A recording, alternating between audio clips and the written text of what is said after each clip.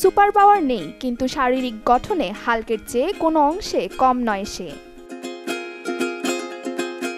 মাথায় কোকড়ানো সাদা লোম, মায়াবী চোখের চারপাশে খয়েরি নকশার সুদর্শন গরুটি এবার নজর কেড়েছে নরসিংদীবাসীর। স্বভাবে অত্যন্ত শান্তশিষ্ট হলেও আকারে বড় বলে এর নাম হাল্ক।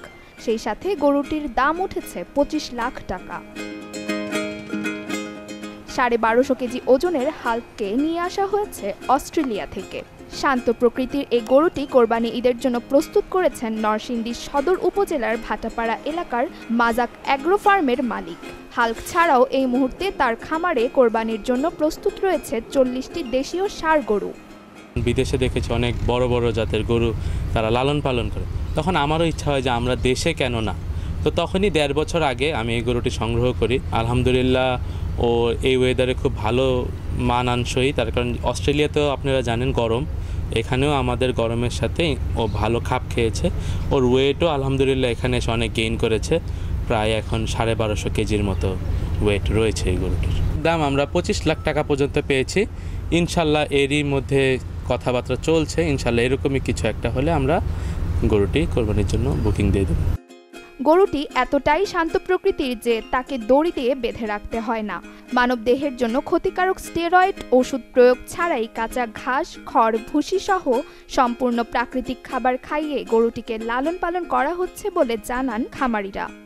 ও হচ্ছে বাংলাদেশের 1 and only 100% ফ্লেক বি, এবং ওর আসলে এরকম বড় সাইজ এবং মানে এত বড় গরু সত্যি কথা বলতে আমি আমার জীবনে আর দেখি নাই, তাই ওর নাম আমরা আসলে হাল্ক দিয়েছি। দানাদার খাবার খাওয়াই, নিপিয়ার ঘাস খাওয়াই, আর 2 বেলা গোসল করাই, এইভাবে লালন পালন করে যেতেছি আমরা। আর একটা লোক প্রায় 2 ঘন্টা সময় এটার পাশে শ্রম দেয়। মনে তো কষ্ট আছে যেহেতু এতদিন পারলাম, তারে এত যত্ন করে পারলাম, আর এখন কুরবানি হয়ে যাব, নিজের মনে তো কষ্ট লাগবেই।